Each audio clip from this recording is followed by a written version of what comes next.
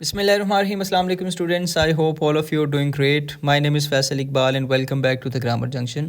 Students, आज की video में हम बात करेंगे unit number 12 that is basically a poem Break Break Break by Lord Alfred Tennyson. Students, हम में से बहुत से लोगों ने अपनी लाइफ में अपने किसी बहुत अजीज़ को, अपने प्यारे को अपने हाथों में दम तोड़ते देखा होगा, खुद से बिछड़ते देखा होगा। और अगर हम उस गम का इजहार करने बैठें तो शायद हमारे पास वो मुनासिब अल्फाज नहीं हैं कि हम अपने गम को बयान कर सकें। आज की नज़म ब्रेक ब्रेक ब्रेक हमारे अपने गम और दिल की कैफियत से गहरा ताल्लुक़ रखती है। इस नज़म में शायर टेनिसन अपने दोस्त की मौत के बाद समंदर की लहरों में तन्हाई और मायूसी का इजहार करते हैं। शायद इसी तरीके से बहुत बार हम भी कुदरत के मनाज़र या चीज़ों में अपने जज्बात को ढूंढने की कोशिश करते हैं। इस नज़म में समंदर की लहरें साहिल से टकराती हैं और बिखर जाती हैं। समंदर की लहरों का यूं साहिल से टकराना और बिखर जाना शायर की पुकार और दुखों की अक्कासी करता है। बाज़ दफ़ा हम अपने सदमात को, अपने गम को बताना चाहते हैं लेकिन शायद हमारे पास अल्फाज नहीं होते। इस नज़म में हम अपने दिल के बोझ और दर्द को शायर के अल्फाज में महसूस कर सकते हैं, जिससे हमारे अपने जज्बात और गमों का आईना बन जाती है। देखते हैं कि आज की नज़म में शायर अपने गम का इजहार किस तरीके से कर रहे हैं। उसके ट्रांसलेशन को समझते हैं और साथ साथ उसका क्रिटिकल एनालिसिस देखते हैं।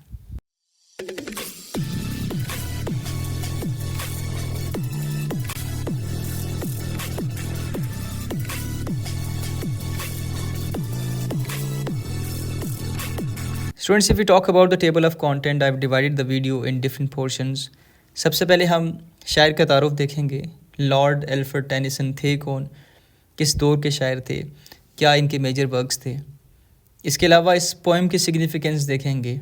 इस पोएम का बेसिकली कॉन्टेक्स्ट क्या है, जो कि थोड़ा सा आपसे पिछली स्लाइड में भी मैंने डिस्कस किया। इसके ट्रांसलेशन को समझने की कोशिश करेंगे, उसकी एक्सप्लेनेशन को जानने की कोशिश करेंगे। स्टूडेंट्स, उसके बाद मैं आपके साथ इस पोएम का स्ट्रक्चर डिस्कस करूँगा और कुछ सवालात आपके सामने जो कि पेपर पर्सपेक्टिव से बहुत इंपॉर्टेंट हैं। और एंड पे इस पोम की क्रिटिकल अप्रिसिएशन देखेंगे कि बाकी राइटर्स और लिटरेरी फिगर्स इस नज़म को किस नज़र से देखते हैं। सबसे पहले बात करते हैं टेनिसन की, जो कि इस पोम के शायर हैं और उनका पूरा नाम लॉर्ड एल्फ्रेड टेनिसन है, जो कि 6 अगस्त 1809 में पैदा होते हैं और 6 अक्टूबर 1892 में इनकी डेथ होती है। बात की जाए इनके दौर की तो ये विक्टोरियन एरा से ताल्लुक़ रखते हैं और इनके फेमस वर्क्स में the lady of chalet, in memoriam AHH, Ulysses और the charge of the light brigade शामिल है। स्टूडेंट्स, 1850 से लेकर उनकी डेथ तक यानी 1892 तक ये poet laureate of great Britain रह चुके हैं और उनकी पोइट्री में अक्सर आपको नेचर, गम और इंसानी कैफियत देखने को मिलेंगी। इसके बाद हम बात करते हैं आज की पोएम के बारे में और सबसे पहले जानने की कोशिश करते हैं कि उसका कॉन्टेक्स्ट क्या है। ये जो पोएम लिखी गई ये किस कॉन्टेक्स्ट में लिखी गई। Break break break is an elegy by Alfred Lord Tennyson written in 1835, mourning the death of his close friend Arthur Henry Hallam. The poem reflects the poet's deep grief and sense of loss, with a repetitive breaking of waves symbolizing the relentless nature of sorrow. Tennyson contrasts his personal anguish with the indifference of the external world, as the sea and the lives of others continue unaffected by his pen. The poem explores themes of mourning, the passage of time, and the permanence of death, capturing Tennyson's emotional struggle to cope with Hallam's loss. Arthur Henry Hallam Tennyson के बहुत अच्छे दोस्त थे, जिनकी death के बाद 1835 में उनकी याद में एलेजी की फॉर्म में यानी मरसिया की फॉर्म में ये नज़म लिखी गई। स्टूडेंट्स, ये नज़म इस चीज़ को ज़ाहिर करती है कि शायर अपने दोस्त से कितनी मोहब्बत करते थे और उनकी मौत के बाद वो किस तरीके से अपने गम का इजहार करते हैं, वो इस पोएम में हम देखेंगे। अगर इसके ट्रांसलेशन और एक्सप्लेनेशन की बात की जाए तो आपके साथ में इसका एक एक्सटेंजा, एक लाइन डिस्कस करूँगा, उसकी ट्रांसलेशन डिस्कस करूँगा। आपसे रिक्वेस्ट होगी कि आप उसके ट्रांसलेशन को अच्छे से सुनिएगा और शायर के दर्द को महसूस करने की कोशिश कीजिएगा। Break break break on the cold grey stones O C, and I would that my tongue could utter the thoughts that arise in मी। टूटो टूटो टूटो, अपनी सर्द भूरी चट्टानों पर है समंदर, और मेरी ख्वाहिश है कि मेरी ज़ुबान इन ख्यालात का इजहार कर सके जो मेरे दिल में उभरते हैं। स्टूडेंट्स, पहले स्टेंजा में शायर ने 3 दफ़ा एक लफ्ज़ यूज़ किया, ब्रेक ब्रेक ब्रेक, क्योंकि वो एक साहिल पे बैठे हैं और समंदर की मौजें जब साहिल के पत्थरों से टकरा रही हैं तो मुख्तलिफ सिमतों में बिखर रही हैं। और शायर जब उसको देखता है और उनको टूटते हुए देखता है تو شاعر اپنے غم کو بھی اس کے ساتھ ساتھ یاد کرتے ہیں. جس طریقے سے وہ ساحل سے ٹکراتی ہوئی لہریں اپنے ٹوٹنے کا اظہار کرتی ہیں، شاید اسی طریقے سے شاعر کا دل بھی ٹوٹا ہوا ہے، اور شاعر کا دل اپنے دوست کی وفات پہ غمزدہ ہے اور اپنے الفاظ کی اور اپنے غم کی ترجمانی نہیں کر پا رہا.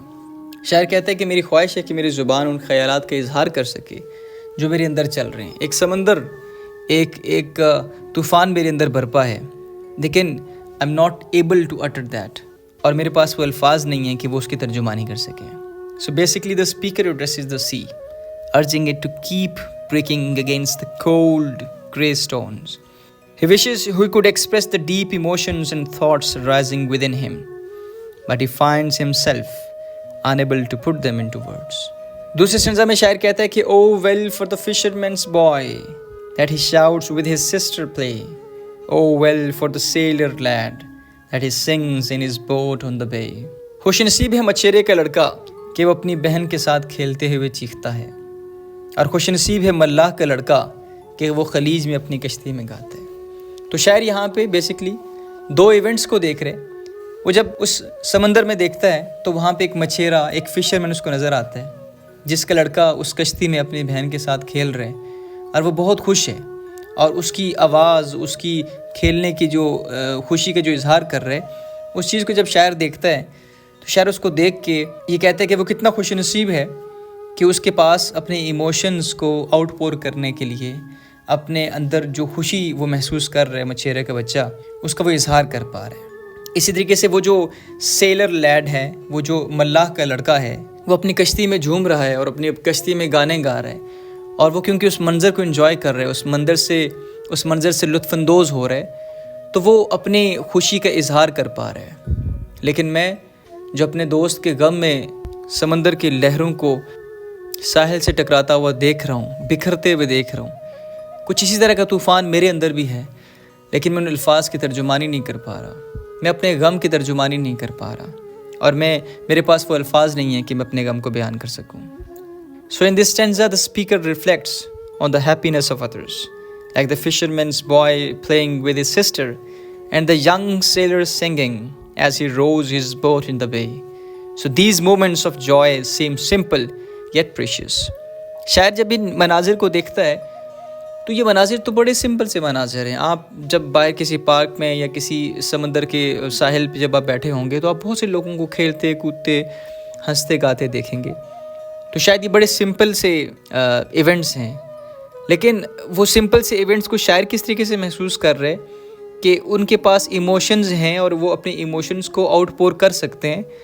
بٹ یہاں پہ میری حالت یہ ہے کہ میں اپنے دوست کے غم پہ، میرے اندر بھی ایک طوفان برپا ہے، لیکن میں اس غم کو آؤٹ پور نہیں کر پا رہا. تو یہاں پہ شاعر اپنے دل کی حالت اور دل کی کیفیت کو بیان کر رہے ہیں.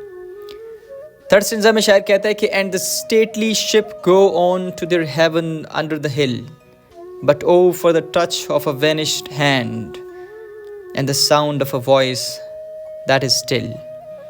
وہ شاندار جہاز چلتے جاتے ہیں پہاڑی کے نیچے اپنی منزل کی طرف، لیکن افسوس اس مٹ جانے والے ہاتھ کے لمس کا اور اس خاموش ہو جانے والی آواز کی. شاعر یہاں پہ دور اس سمندر میں چلتے ہوئے ایک جہاز کو جب دیکھتے ہیں اور دیکھتے ہیں کہ وہ کس طریقے سے پہاڑی کی جانب جا رہے ہیں، تو شاعر کو پتہ ہے کہ اس جہاز کی منزل کیا ہے اور اس جہاز کو چلانے والے کی منزل کیا ہے، وہ کہاں جانا چاہ رہا ہے، اس کو اپنا رستہ پتہ ہے، اس کو اپنی منزل پتہ ہے، اور وہ اس طرف بڑھ رہے ہیں.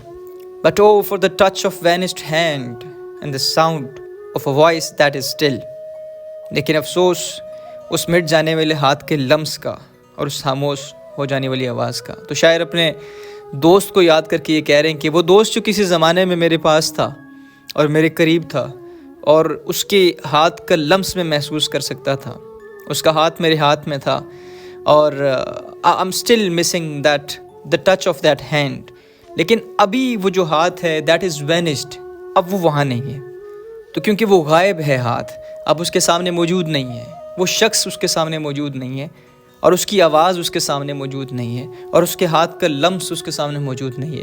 تو شاعر وہ جب ساری چیزیں فیل کر رہے تو خود کو کہیں نہ کہیں اکیلا سمجھ رہے، کیونکہ ایک تو شاعر کا محبوب، ایک تو شاعر کا دوست جو دل کے بہت قریب تھا وہ اس کے پاس نہیں ہے، وہ ظاہری طور پہ اس کے پاس نہیں ہے، اس کا ہاتھ ابھی شاعر کے ہاتھ میں نہیں ہے، اس کا لمس شاعر محسوس نہیں کر سکتا، اس کی آواز کو شاعر نہیں سن سکتا، اور اس سے بڑھ کے قیامت یہ کہ اس کی جدائی کو وہ آؤٹ پور نہیں کر پا رہا، اس کے پاس الفاظ نہیں ہے کہ اپنے غم کا اظہار کر سکے۔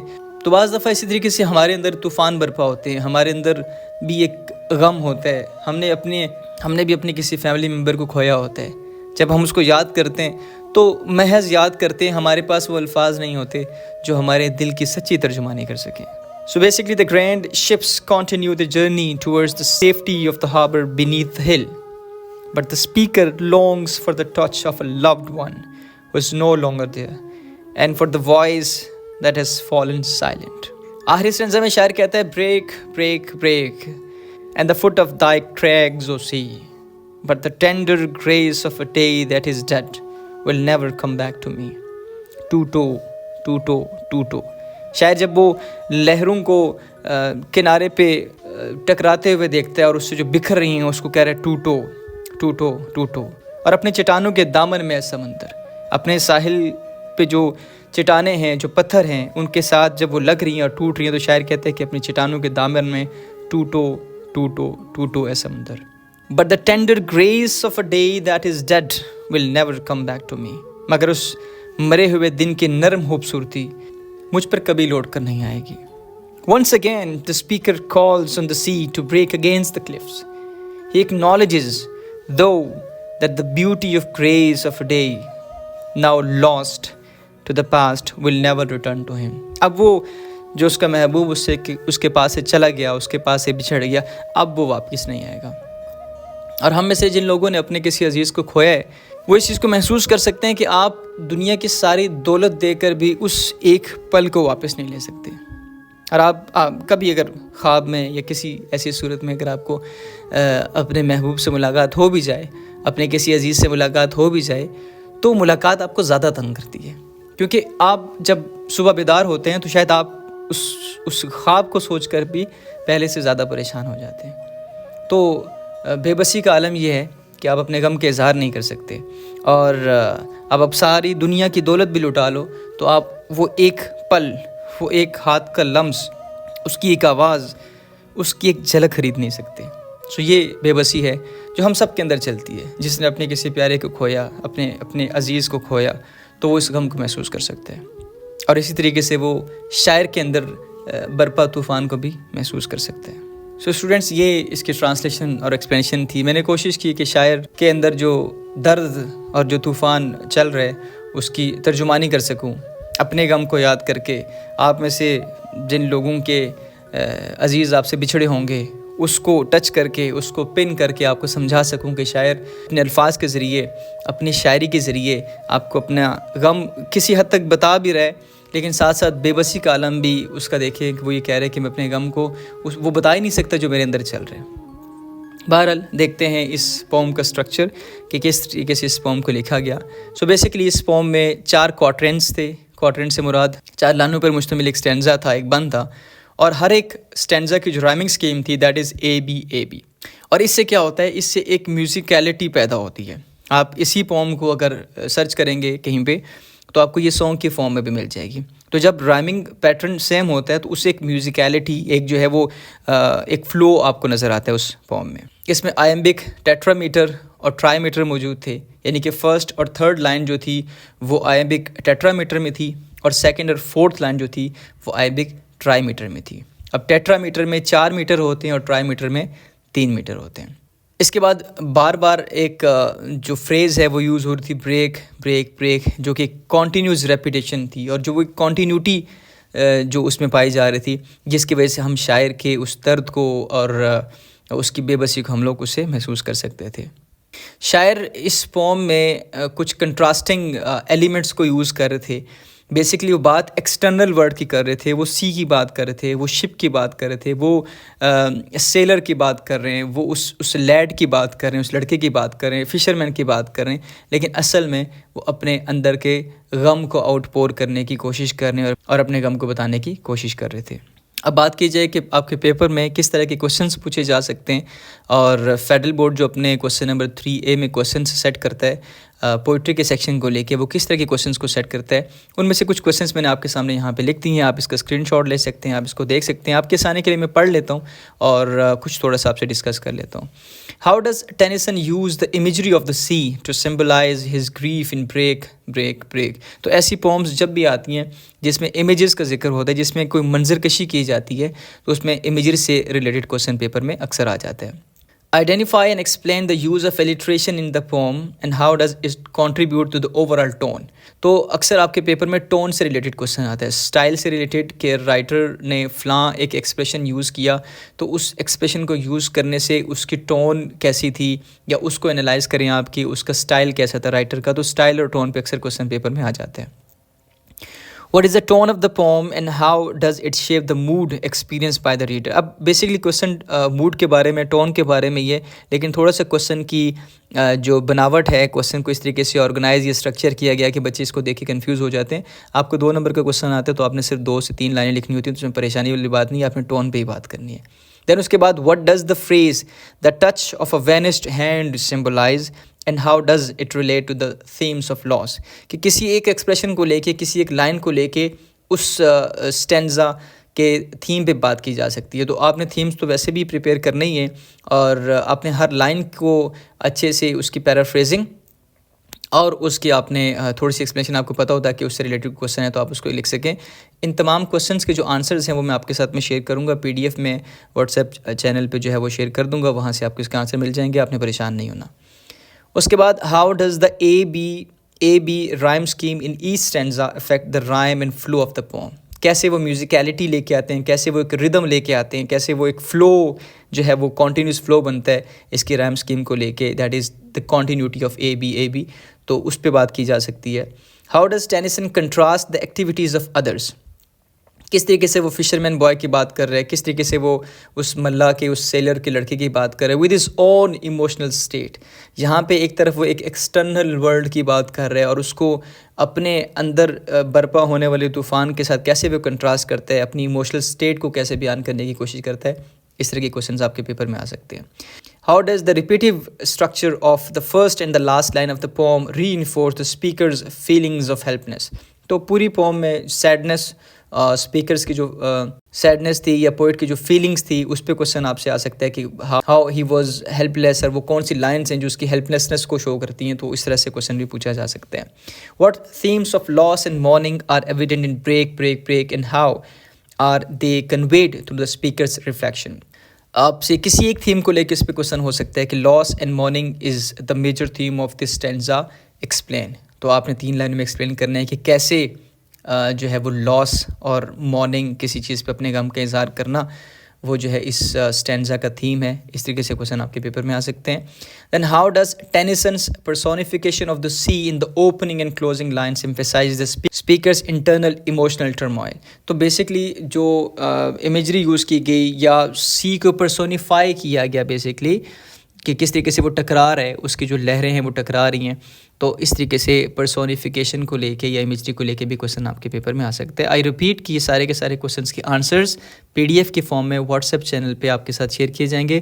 جنہوں نے واٹس ایپ چینل کو جوائن نہیں کیا, لنک آپ کو ڈسکرپشن میں مل جائے گا, وہاں سے اس کو جوائن کریں اور وہاں پہ آپ کو اس کا پی ڈی ایف انشاءاللہ مل جائے گا. اسٹوڈنٹس, اب بات کرتے ہیں اس کی کریٹیکل اپریسیشن پہ کہ جو باقی کریٹکس ہیں, جو رائٹرز ہیں, جو لٹریری فگرز ہیں, وہ اس پوم کو کس نظر سے دیکھتے ہیں, اس کے اسٹرکچر کو, اس کا کیسے انالیسس کرتے ہیں اور اس کے بارے میں ان کے کیا الفاظ ہیں, وہ کیا کہتے ہیں, وہ دیکھتے ہیں.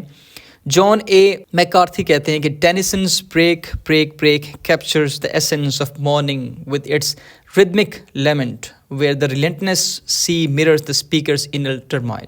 تو دیکھیں کتنی خوبصورتی سے انہوں نے کہا کہ یہ جو پوم ہے یہ جو شاعر کے اندر جو غم ہے, اور دیکھیں خوبصورتی یہ کہ اپنے غم کا اظہار بھی کیا, وہ ایموشنل کنیکشن اپنے ریڈر کے ساتھ بھی بنایا, اور وہ ردم جو تھا وہ ردم آپ کو کہیں ٹوٹا ہوا نظر نہیں آیا, کیونکہ اس میں آپ نے اس میں رائمنگ اسکیم میں دیکھا تھا اے بی جو ہے وہ اس کنٹینیوٹی کو بھی برقرار رکھا. This is the beauty of the writer Tennyson. John B Vickery کہتے ہیں کہ ان دس ایلیجی ٹینیسن not only mourns the loss of a friend but also confronts the indifference of nature, highlighting the painful contrast between life and death. کہ ایک طرف آپ کو زندگی نظر آ رہی ہے، اس مچھیری کی صورت میں آپ کو زندگی نظر آ رہی ہے، آپ کو اس کھیلتے ہوئے بچے کی صورت میں آپ کو ایک زندگی نظر آ رہی ہے. سمندر بیسکلی آپ کو ایک زندگی شو کر رہے ہے، اس کی واسٹنس جو ہے وہ آپ کو ایک وسعت جو ہے وہ اس میں آپ کو دکھ رہی ہے، لیکن ایک طرف آپ کو ڈیتھ اور ایک طرف آپ کو غم بھی. تو کس طریقے سے وہ اس نے کنٹراسٹ کریٹ کی ہے، یہ اس رائٹر کی بیوٹی ہے. دین اس کے بعد ایک کرٹک کہتے ہیں the repetition in break break break emphasises the speaker's grief at the sound of the waves becomes a haunting reminder of what has been lost. بہت ہی خوبصورت انداز میں کہ وہ جو اسپیکر کے اندر جو غم چل رہا ہے اور اس کے لیے جو وہ بار بار کہہ رہے ہیں بریک بریک بریک، اس کو یوز کر رہے ہیں، تو وہ جو ویوز کی جو ساؤنڈ ہے becomes a haunting reminder of what has been lost, کہ کیا چیز کھوئی ہے، کتنی اہم چیز اس رائٹر نے کھوئی ہے. وہ جب بار بار break break break expression use کیا جا رہا ہے تو وہ ایک ہانٹنگ سا ریمائنڈر کے طور پہ اس پوم میں آپ کو دکھ رہا ہے. اور بڑے خوبصورت طریقے سے نے 2 لائنوں میں اس پوم کو بتایا کہ وہ کس طریقے سے شاعر کے غم کی عکاسی کر رہی ہے. اسی طریقے سے Tennyson's vivid imagery and melancholic tone make break break break a powerful meditation on the nature of loss and the passage of time.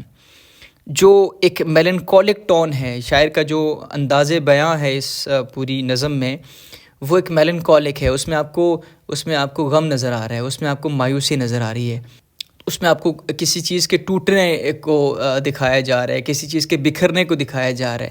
تو وہ کس طریقے سے ایک قسم کا ہمارے لیے وہ میڈیٹیشن ہے، meditation on the nature of loss and the passage of time. کس طریقے سے وقت گزرتا ہے، اور وقت جب گزرتا ہے تو اپنے ساتھ ساتھ یہ these are the part of life. Obviously کوئی آتا ہے کوئی جاتا ہے، محفل کا رنگ وہی ہے، ساقی کی نوازش جاری ہے، مہمان بدلتے رہتے ہیں. تو جس دن سے انسان اس دنیا میں ہے تب سے ایک روش جاری ہے کہ لوگ آتے ہیں، کچھ لوگ پیدا ہوتے ہیں، کچھ لوگ مر رہے ہوتے ہیں، ڈیلی بیسس پہ یہ چیز چل رہی ہوتی ہے. لیکن ظاہر ہے میرا جب مجھ سے بچھڑے گا تو میری ایک دل کی جو کیفیت ہے وہ ڈیفرنٹ کیفیت ہوگی. لیکن کس طریقے سے نیچر آف لاس کی کیا نیچر ہے، اور پیسج آف ٹائم وقت گزرتا ہے، تو یہ ان چیزوں پہ جو ہے وہ شاعر نے اس پوری پوئم میں بات کی ہے. لاسٹ پہ this poem beautifully encapsulates the idea that while the world moves on the weight of personal loss can leave one feeling profoundly isolated. میرا شخص مجھ سے بچھڑا، میرا عزیز مجھ سے بچھڑا، that is something very painful for me, but you know what this happens. اور لائف اسی کو کہتے ہیں، اور لائف میں ہم بہت سے لوگوں کو مرتے ہوئے دیکھتے ہیں، روزانہ جنازے پڑھتے ہیں. شاید ہم اس چیز کو بڑا کیجول سا لیتے ہیں، لیکن جب ہمارا کوئی اپنا مرتا ہے تو تب ہمیں وہ غم جو ہے وہ محسوس ہوتا ہے. سو دس is the way life goes on. تو this was all about today's discussion. I hope کہ اس ڈسکشن کا جو کیتھارٹک پلیئر ہے وہ آپ نے حاصل کیا ہوگا، اور اس کی لائنز آپ کو اچھے سے سمجھ آئی ہوں گی. میں نے کوشش کی ہے کہ آپ کو اچھے سے سمجھاؤں، اور جو شاعر کا درد ہے وہ میں آپ تک اس کو پہنچاؤں. بہت شکریہ آج کی ویڈیو دیکھنے کے لیے. انشاءاللہ ملتے ہیں نیکسٹ ویڈیو میں، تب تک کے لیے اللہ حافظ. Stay blessed.